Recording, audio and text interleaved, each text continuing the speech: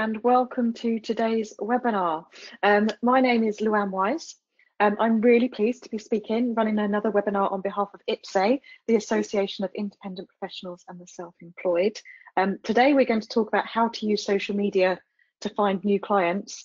And just looking at how many of you have arrived in the session already, it looks to be a very popular topic. So thank you for attending. And if you are watching afterwards, thank you for watching that as well. This session is being recorded.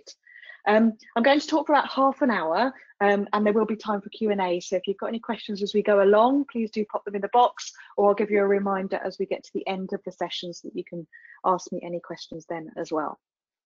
So this is a webinar, so I appreciate you're probably sat at your desk and wondering who is talking to you if you haven't heard one of my webinars before. So this is me on the screen, Luan Wise. I'm a chartered marketer. I'm an independent marketing consultant. I've run my own business now for over 8 years. I am an author of the book, Relax, It's Only Social Media, that I'm holding right there. And I'm really proud to have some other activities, awards, recognitions, call them what you want, alongside the consultancy, and that's that I am a LinkedIn learning course instructor. So if you have a premium LinkedIn account and you look at their online learning courses, you'll find some of my courses on there on the topics of social media and content marketing. I'm an accredited She Means Business trainer for Facebook and Instagram's campaign with Enterprise Nation. I'm a Google coach. That's something quite new for me. I've been on the Google's Digital Garage training, Train the Trainer, now working with them. And of course, I'm really proud to be an IPSE ambassador. You can find me on LinkedIn under Luan Wise, or you can find me on Twitter, Instagram, and Facebook at Luan Wise as well. So social media is the topic for today, and I found an updated piece of research that I thought was really important to have a look at and gives context to where we are today.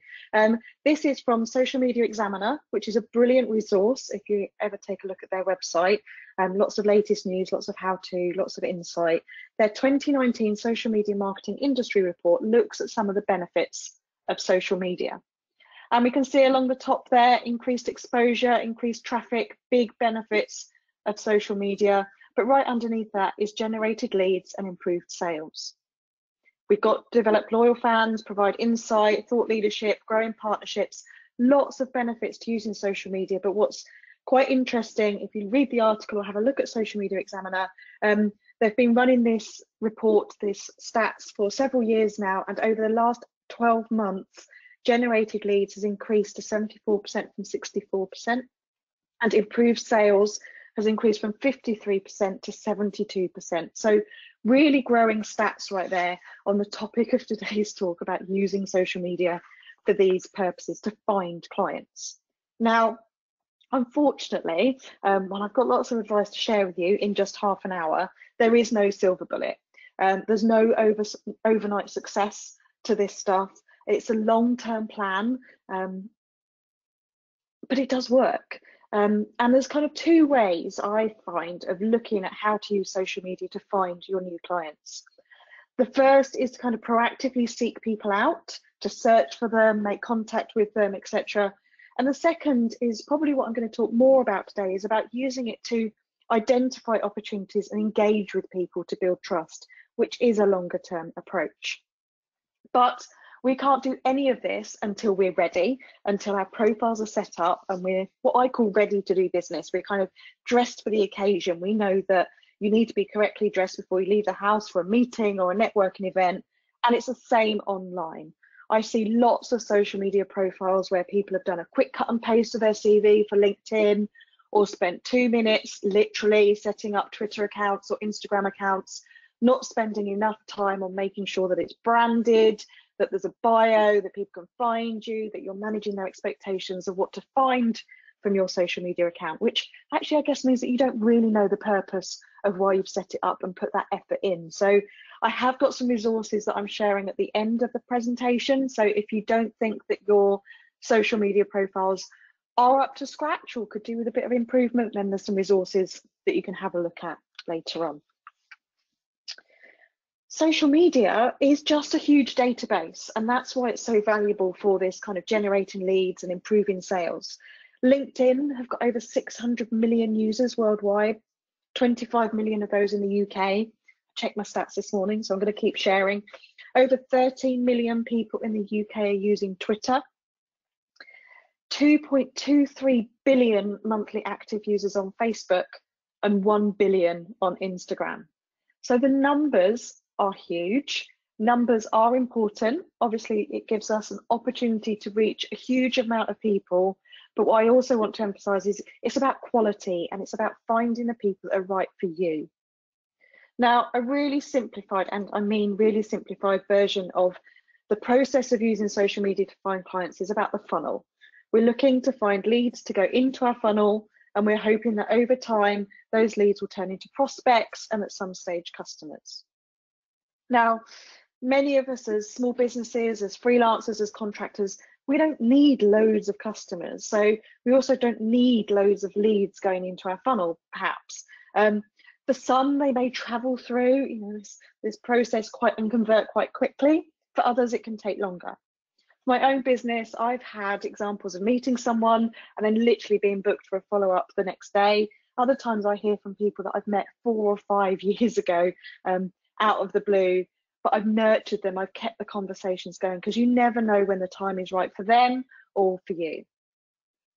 Now, the most important factor in any lead generation activity is focus, is that targeted lead generation methods are the most effective in resources such as time and money, but also in terms of getting results, which means that you need to know what you're looking for before you go searching for leads.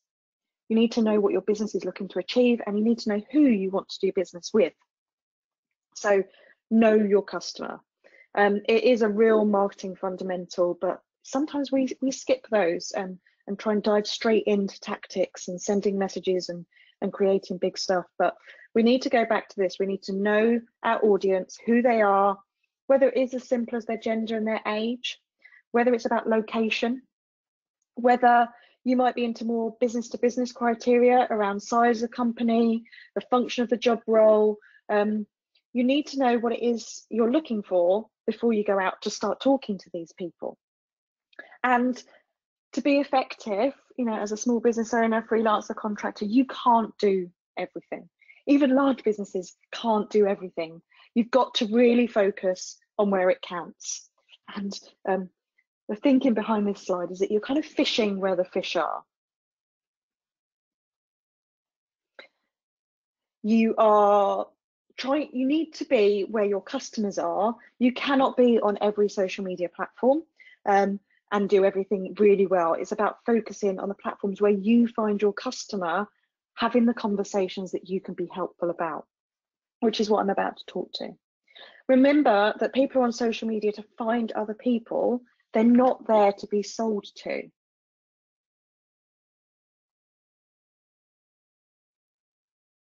Just had one quick question that's come up saying, yeah, in terms of target audience, I'm having this very problem right now about how to create my avatar. I will add some resources to the slide deck at the end, and I'll also come back to that at the end as well for you.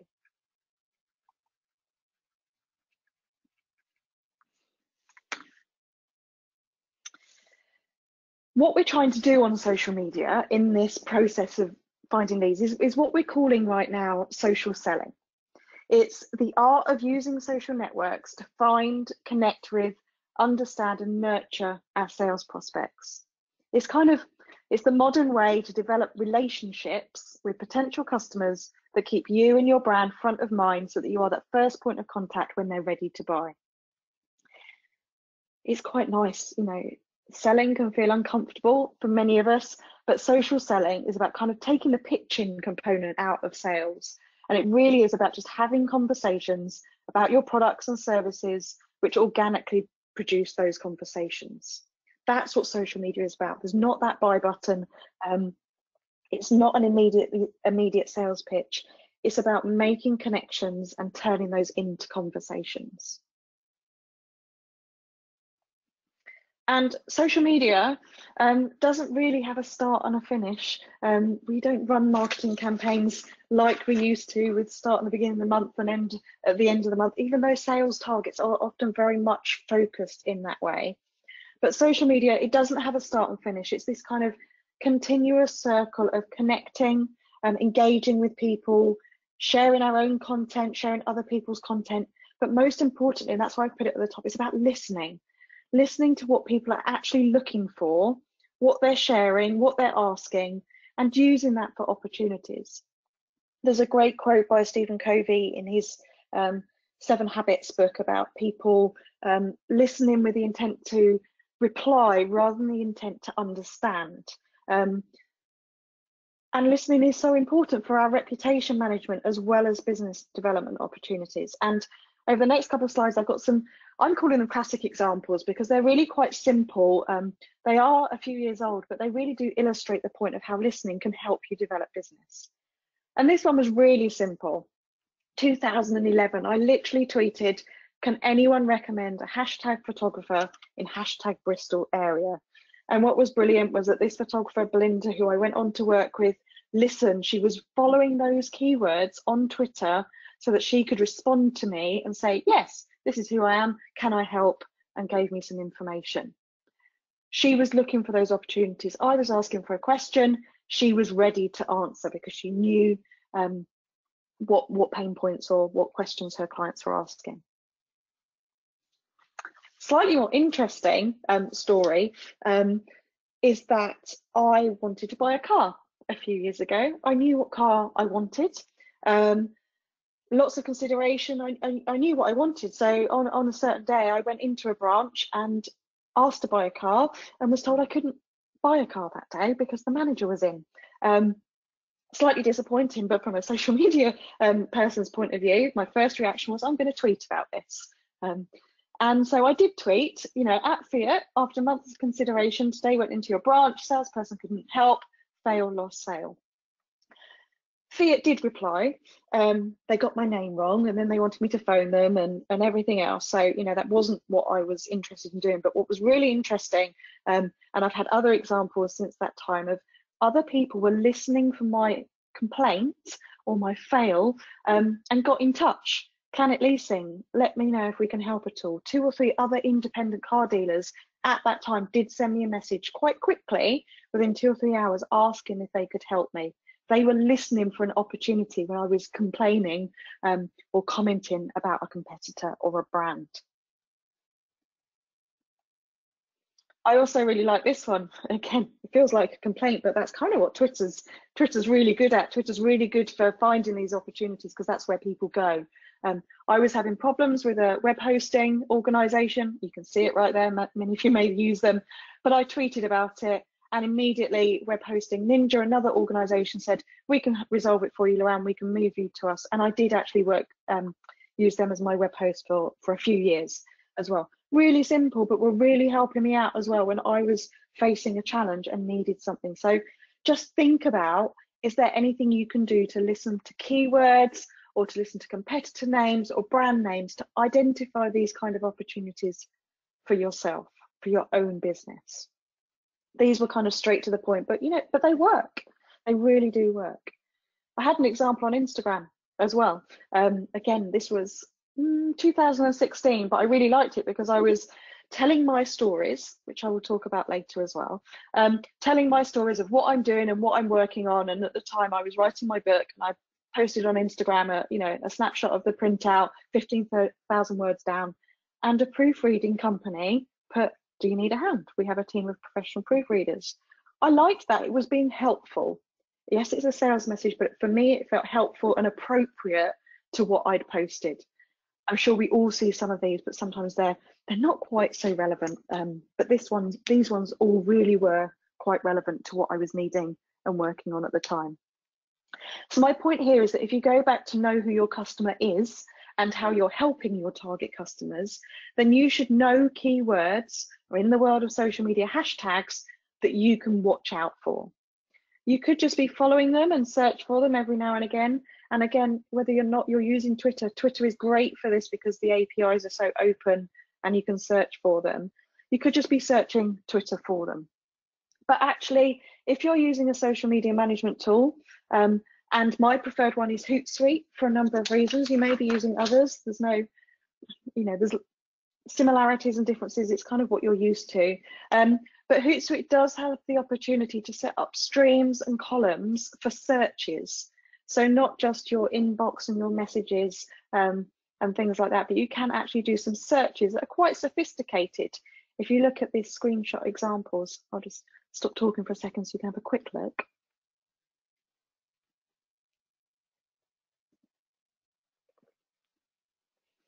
You can see there that you could search for specific words. You could put them within speech marks if you want to be very specific. You can use and or not. You could be following specific hashtags. But also what I really like about the detail this can go into is that you could put location details on there.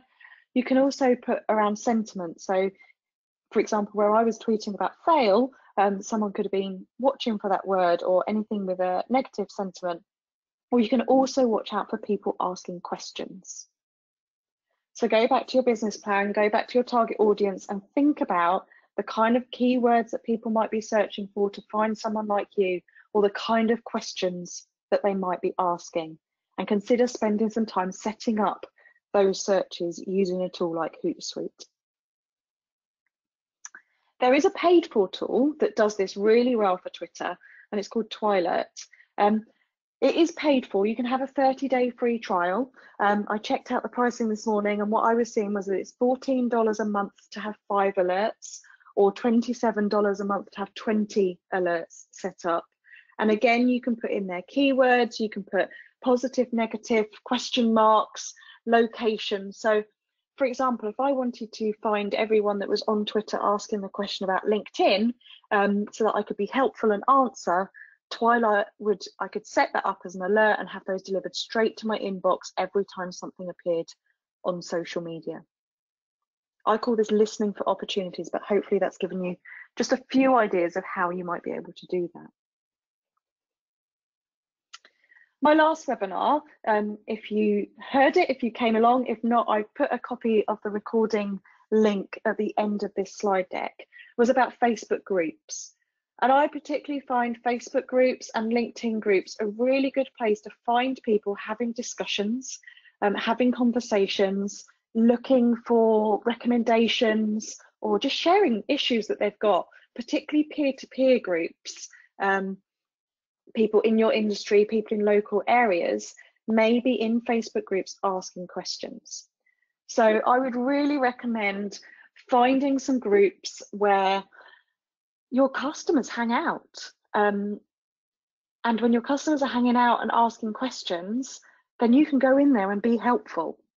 And when you're helpful and you show up and you're helpful again and you're not sales pitching people, people will start to see you as the go-to person for that subject and start to trust you. So don't find hundreds of groups and dip in and out all day long. Find a handful of groups that are right for you and your business, and just be in there and be active and visible and helpful. LinkedIn is very similar. The LinkedIn group functionality was rebuilt last year. They're probably not quite so active as Facebook groups, but it does depend on your business and your industry and your sector. Again, on LinkedIn, you may find groups for peer-to-peer conversations, and you may find groups for your target audience and your customers. It's worth having a search, it's worth getting involved, and just remember about trying to focus on starting discussions where people can get involved, that involve open conversations, no sales pitches, and just where you can show up and be helpful and be known for being the expert around your topic.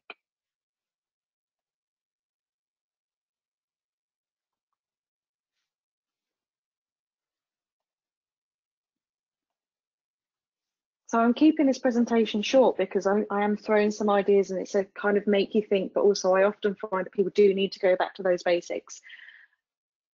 Last week, just over a week ago actually, Facebook had their 2-day developer conference, their F8 conference. And what was really interesting was that Mark Zuckerberg, one of the big things he talked about was that the future is private. The future of social media is about private messaging. He also talked about the future of social media being about groups and events. So my point on the last slide about groups, I think, is going to become more and more important. But what I also like is that messaging is becoming really more important. And think about how you use social media and how I use social media on a day-to-day basis. Is yes, I do some posts in my newsfeed, in my streams to kind of alert people, actually do the other bits of the stat at the very beginning about trying to raise awareness and drive traffic to my website. But where I'm actually really trying to have business development opportunities is by one-to-one messaging. One-to-one messaging saying congratulations, one-to-one messaging commenting on things, being in people's inboxes, flattering them about things that they're doing, commenting and congratulating them, or just saying, you know, I read your article, it's really interesting. Actually, I'm finding gets better results. So it's about that quality of conversation and not just throwing something and hoping it sticks with the right person. I did some blogging about a conference last week, and I made sure that after I've written those blogs, I sent one-to-one messages to the speaker saying, I really enjoyed your event, here's my write-up of it, I hope you enjoy it and I hope you'll share it and we can connect. And I got some retweets and some shares for some really big worldwide stage speakers by just being in their inbox and sending one-to-one messages, which got far better results and will help me in the longer term than simply going, read my blog, and it going into the Twitter stream. So really do think about how you can use one-to-one messaging to kind of nurture your conversations along. Don't go straight for the sales pitch. Again, flatter egos, get on people's radars, stay in front of them, and just be helpful. So to bring just some of these ideas together over this lunch hour short session, really do please focus on the social media platforms that are the right fit for your business. Some social media platforms may be where you go to gather information. Other platforms may be where you go to have those one-to-one messages. You can't do any of this. You can't do any business development, build your business unless you really do know your target audience, know who they are, what they look like, what the challenges they face, what they're searching for, even what time of year they might need access to your services. If you don't understand them, you know, it's really kind of falling at the first hurdle. Be ready to do business online. Make sure that your profiles are really hot and that you're going to make a great first impression. When people read them, and they can see that you're professional, they can see how you can answer the challenges that they're facing, and you've got the whole credibility story to back that up. Do hang out in groups, whether that's Facebook or LinkedIn. Find the groups that are right for you because you know your business and you know your target audience. Join them, see what the vibe is of them, and if you think it's going to work for you, then hang out in there. Listen for conversation triggers. What I mean by that is, for example, on, you know, is people kind of liking your stuff or commenting on your stuff or looking at your profiles, particularly on LinkedIn, or sending things. Whatever you can spot where you can send a one-to-one message is always really, really helpful. It shows that you're interested and it helps to start a conversation. And as I said, just be helpful, answer people's questions. If people, I was in a Facebook group this morning that said, you know, have you got any top tips for attending an event? And I was like, oh yeah, here's a blog I've written earlier. You know, just be helpful and have things to share. And tell stories. Stories is about how you build trust. So it's not just sharing your content, but it's offering advice, it's offering feedback, talking about what you're doing. And to be successful on social media, you've just got to show up consistently. This talk was about how to use social media to get new clients. And the biggest mistake I think I see freelancers, contractors, business owners doing is they show up when they are quiet and they need more work. And as soon as they get a project or a new client, they get their head down and they're so busy, they then kind of disappear from being visible. And that's really yo-yo effect that is a real problem. So show up consistently, you know, have yourself a plan. It will take you much less time long term to show up once a day on Twitter and twice a week on LinkedIn or Facebook, for example, whatever works for you, but do please show up consistently rather than the yo-yo effect. And my biggest point is probably to try and move those conversations off social media as soon as you can, really. Try and ask for a phone call, ask for a coffee, ask for a Skype call. Social media is great for awareness, driving traffic, opening up the door to a conversation, staying in touch with people, but business is done face to face. business is done over the telephone or in the inbox. So try and move those conversations off, and don't see that everything has to start and finish on social media, but that it's a tool to help you and your business.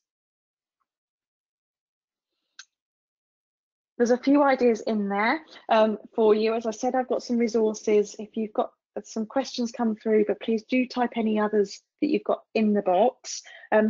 Social Media Week Bristol, if you're in the Southwest, is coming up the week commencing the 10th of June, and I am actually running a full 1.5 hour workshop on this topic of social selling. So let me just have a look at the questions there so far.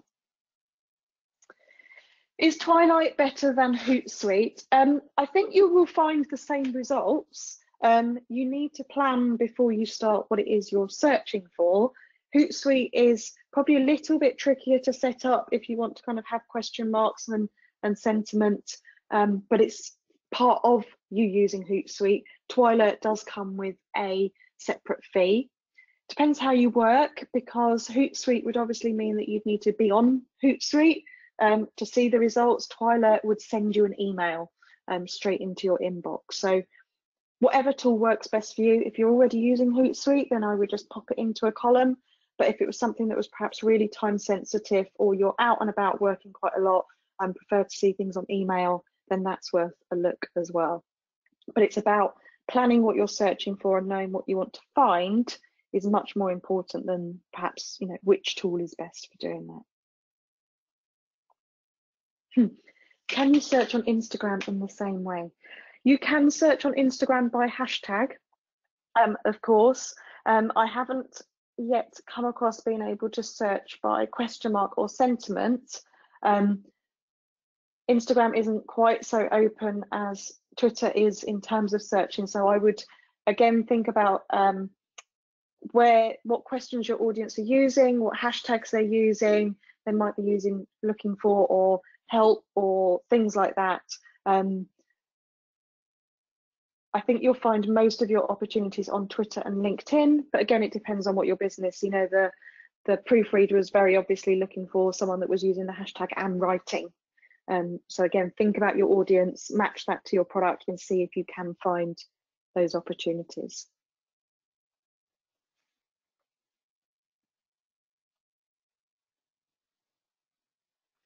So let me just go back to the creating your target audience and the problem with that. We can't help everyone.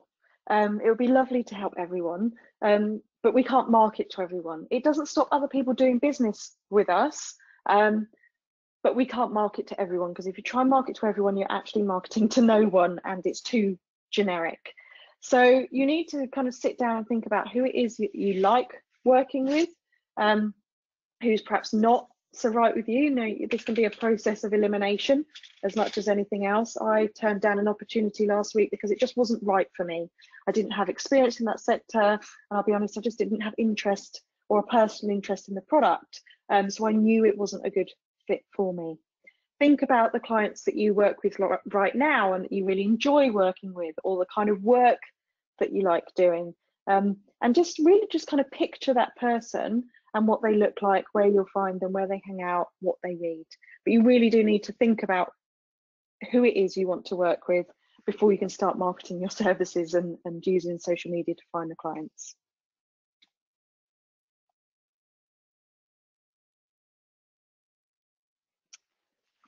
HootSuite removing search function. I think you can still search in there or set up these alerts. Visually it does look slightly different right now, but I don't believe that they've removed some of this functionality. So if you can't find it, it's always worth looking at their Q&A section or getting in front of their ticketing. But you can still search, set up columns in terms of hashtags. I pull Twitter lists through, etc. So there might just be a different way around to do it, but you would still be able to do it. The resources I was mentioning are on this last slide. Oh, just there. Free resources on my website. There's a short link there to the Facebook groups. I do an email newsletter every Monday morning sharing all the latest social media updates. And there's a link there to Social Media Week Bristol that I mentioned. I've also added on their National Freelancers Day, which is IPSE's annual event, which is the 20th of June. And I will be running a workshop there on creating content for social media success. I just wanted to share this last kind of quote with you. It's 1 o'clock. If people like you, they'll listen to you, but if people trust you, they'll do business with you. And that really is the win on social media, is using social media to build awareness of who you are, to be helpful, build trust, build relationships. It's a long game, but then it does work. And I find that you end up with the right clients then, if you've spent time investing in them and building that relationship. Someone missed the start of the webinar. Yes, it is being recorded. I just checked, we did hit that button. So it will be sent round via email afterwards. And a few thank yous coming through. So it's a beautiful sunny day outside where I am in Gloucestershire. I hope it is for you as well. If you do have questions afterwards, if you're watching the replay, please do feel free to send me a message on social media, that private messaging. My next webinar is on the 10th of June, and I will be diving into a bit more detail on the topic of how to use social media to build the know, like, and trust factor. Thank you for listening and have a great day.